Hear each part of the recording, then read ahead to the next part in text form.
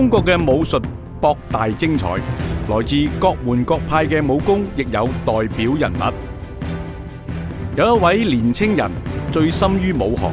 少年嘅時候喺陽城張紹師傅門下學習拳技及各種兵器，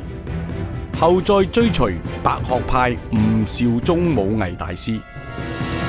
憑住勤奮好學同埋不斷嘅習武時，追求更大嘅突破。除練功外，更努力研習中國嘅醫學，更精於跌打骨科。就喺佢努力不懈之下，便順應天道酬勤嘅道理，最終成為一位文武兼備嘅一代武學宗師，更為電影《黃飛鴻》系列主角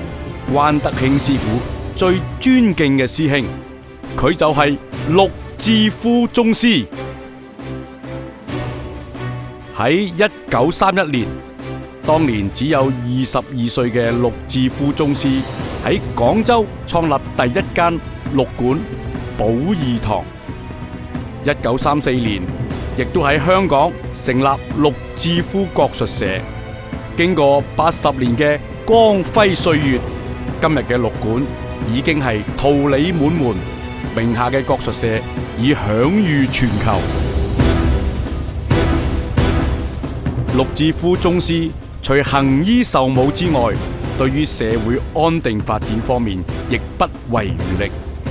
一直參與社會嘅公益活動，崇尚國家興亡、匹夫有責嘅俠義精神。1937年，日本開始侵華，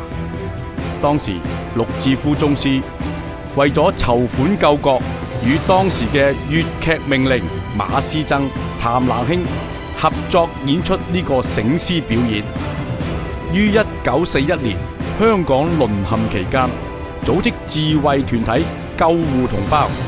雖然生活處於逆境中，但係仲派員到廣州六邑籌款援助居民，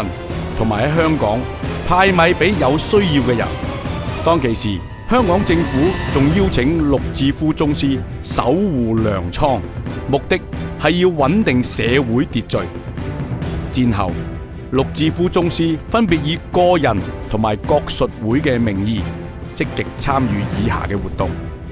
好似1935年英皇喬治五世登基25週年紀念，1937年英皇喬治六世登基典禮，以及1953年英女王伊麗莎白二世加冕大典。率領同門徒弟200幾人，派出金龍醒獅大巡遊。1967年出席新加坡防癌籌款活動。1970年獲旅遊協會邀請，前往日本大阪博覽會作文化交流，宣傳中國醒獅武藝同埋國術上嘅一點一滴。陸志夫國術總會曾在1978年喺香港賽馬會沙田馬場作開幕儀式表演。1979年亦為香港地下鐵路通車日慶典表演。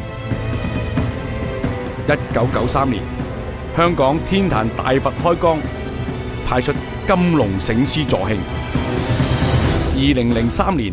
香港沙士疫症肆虐，參與舞火龍消滅瘟疫習俗活動。從上述事件可見，陸志夫宗師絕對稱得上係具智仁勇嘅一代宗師。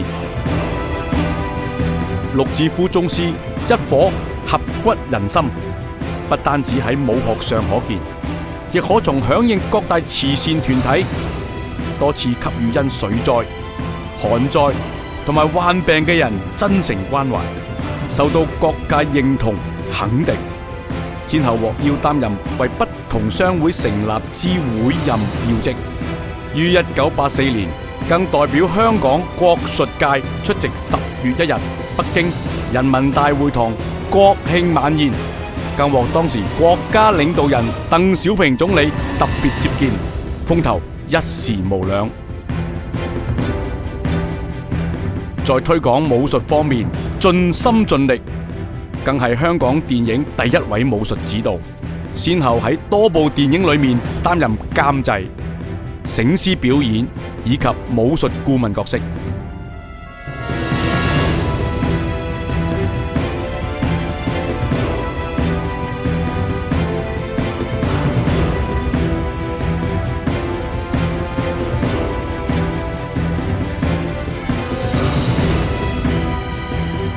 追隨陸志夫宗師習武，但不乏為城中名人，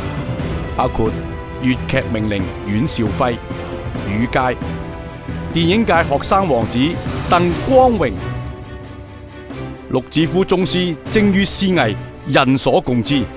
由於舞獅同埋舞龍係象徵吉祥、生氣同埋活力嘅意義，得到好多社會賢達力邀出演於喜慶日子同埋多方面嘅殊榮。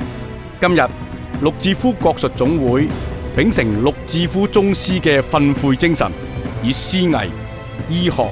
武術訓練同埋慈善義舉，一一喺社會不斷燃點。據陸館弟子憶述見證，存留喺每一個人心目中嘅陸志夫宗師係一位謙遜而博學嘅武學大師。佢自強不息及關愛嘅精神，將會繼續薪火相傳，一代接住一代承傳落去，發揚國術文化，盡領武藝風騷。